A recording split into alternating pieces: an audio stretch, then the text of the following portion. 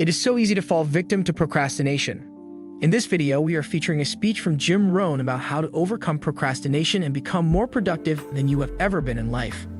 It is important that whatever you do not fail to take action on your life purpose. This speech taught me the secret to getting ahead of my goals rather than falling behind. We hope this helps you gain momentum this year and makes it the best year you have ever had. Here is Jim Rohn. The opposite of perseverance is procrastination.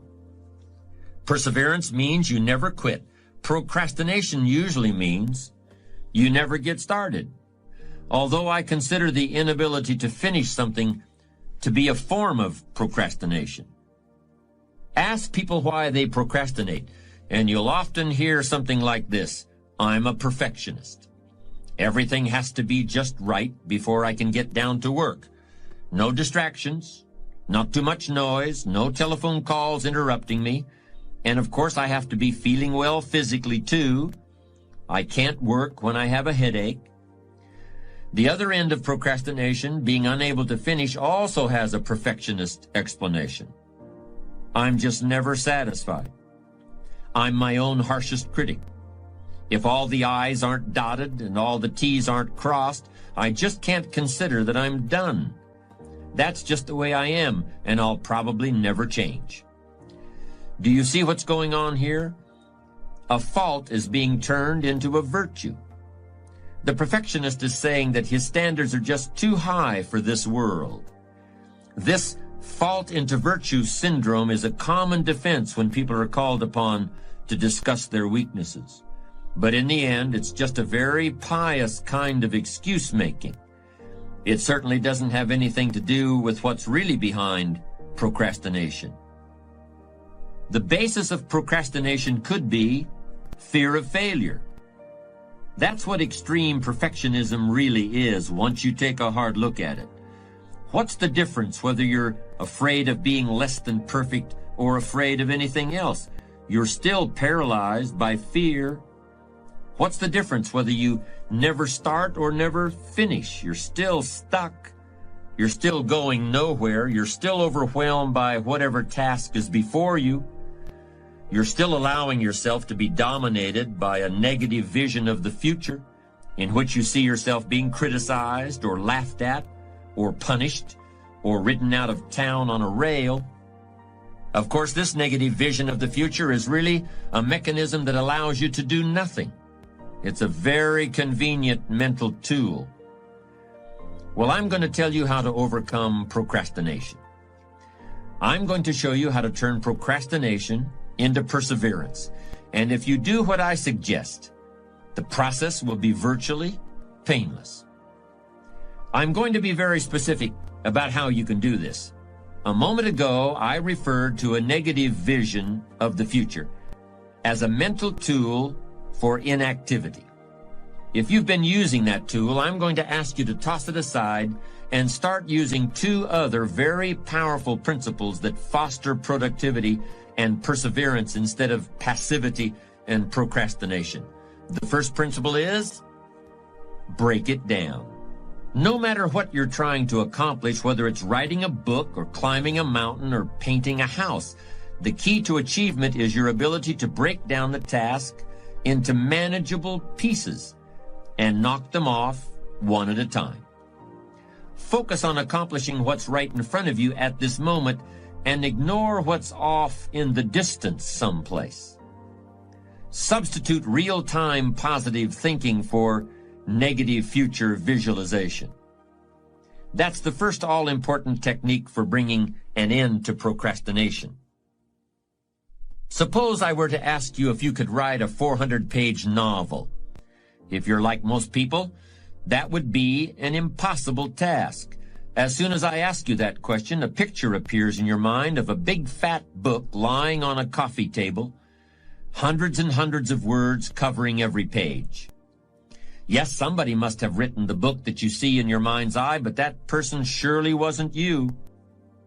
But suppose I asked you a different question. Suppose I ask if you can write a page and a quarter a day for 1 year. Do you think you could do it? Now the task is starting to seem more manageable. We're breaking down the 400-page book into bite-sized pieces. But even so, I suspect many people would still find the prospect intimidating. Do you see why? Writing a page and a quarter may not seem so bad, but you're being asked to look ahead one whole year. When people start to look that far ahead, many of them automatically go into a negative mode. So let me formulate the idea of writing a book in yet another way. Let me break it down even more. Suppose I were to ask you, can you fill up a page and a quarter with words not for a year, not for a month, not even for a week, but just today? Don't look any further ahead than that. I believe most people would confidently declare that they could accomplish that. And of course, these would be the same people who feel totally incapable of writing a whole book. Then if I said the same thing to those people tomorrow, if I told them, I don't want you to look back, I don't want you to look ahead, I just want you to fill up a page and a quarter this day, do you think you can do it? One day at a time. You've probably heard that phrase. That's what we're doing here. We're breaking the time required for a major task down into one-day segments. And we're breaking the work involved in writing a 400-page book down into page and a quarter increments. Keep this up for 1 year, and you'll write the book. Discipline yourself to look neither forward nor backward, and you can accomplish things you never thought you could possibly do. One of the beauties of this technique is the fact that you can really take it to the extremes if you have to. If writing a page and a quarter during one day still seems too much for you, break it down even more. Try to write 3 sentences in the next hour. Don't look any further ahead than that. Come up with a way of looking at the task that finally seems manageable. Then all you have to do is persevere. Procrastination won't be a problem because the task is now so small that fear won't kick in. And it all begins with those 3 words: break it down. My second technique for defeating procrastination is also only 3 words long. The 3 words are, write it down. We've seen how important writing is to goal setting. The writing you'll do for beating procrastination is very similar, but instead of focusing on the future, you're now going to be writing about the present, just as you experience it every day. Instead of describing the things that you want to do or the places you want to go, you're going to describe what you actually do with your time, and you're going to keep a written record of the places you actually go. In other words, you're going to keep a diary of your activities, and you're going to be amazed by the distractions, detours, and downright wastes of time that you come up with during the course of a day. All of these get in the way of achieving your goals. For many people, it's almost like they planned it that way, and maybe at some unconscious level, they did. The great thing about keeping a time diary is that it brings all this out in the open. It forces you to see what you're actually doing and what you're not doing. The time diary doesn't have to be anything elaborate. Just buy a little spiral notebook that you can easily carry in your pocket. When you go to lunch, when you drive across town, when you go to the dry cleaners, when you spend some time shooting the breeze at the copy machine, make a quick note of the time you began the activity and the time it ended. Try to make this notation as soon as possible, but if it's inconvenient to do it immediately, you can do it later. But you should make an entry in your time diary at least once every 30 minutes. And you should keep this up for at least a week. What else do you have to do to gain the benefits of this extremely powerful productivity technique? Nothing. You don't have to do anything else at all. It's just a process for making yourself aware of how you actually spend your time. You will naturally and effortlessly begin to reorganize your life. Perhaps that seems like too much to believe, but it's true. When you're forced to write down the fact that you hung out at the coffee machine for 15 minutes today, you'll think twice about doing that again tomorrow. When you've got to put it in writing that you worked on an important project for 30 minutes today and then took a break to read the newspaper, you'll persevere a little longer on the project tomorrow and forget about the newspaper. Just try keeping a time diary for 1 week, and you'll see how it can revolutionize your ability to focus and achieve your goals. Break it down, write it down. Very easy to understand, very straightforward. But these are powerful and effective productivity techniques. This is how you put an end to procrastination. This is how you get yourself started.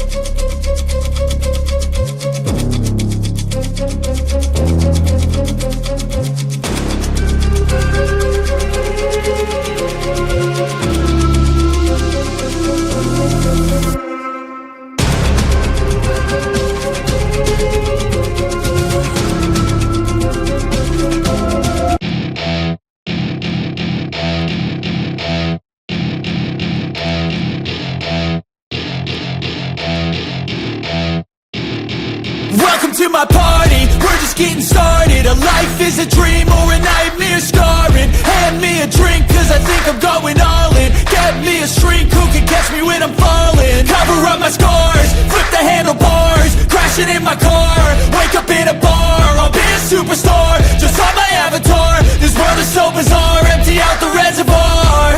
Yeah, I'm taking 6 shots, yeah, straight to the face. And I wanna get lost, I'm sick of this place. Don't know how to stop when I'm feeling this way. So I'm taking 6 shots till I'm feeling okay.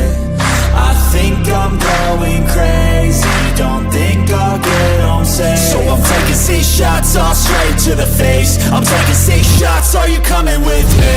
I'm taking 6 shots, yeah, straight to the face. And I wanna get lost, I'm sick of this place. Don't know how to stop when I'm feeling this way. So I'm taking 6 shots till I'm feeling okay. I think I'm going crazy, don't think I'll get home safe. So I'm taking 6 shots, all straight to the face. I'm taking 6 shots, are you coming with me? Sometimes you need to let loose, grab juice, get goose, tattoos, taboos, get screwed. Loosen up, buttercup, all those hate comments will never make you feel enough. We're all adequate graduates, hearts full of calluses, but we know calculus. Damn, ain't that fabulous? Can't wait to apply all those mathematicus. But we can't get a job that pays us enough. I'm about to pop up.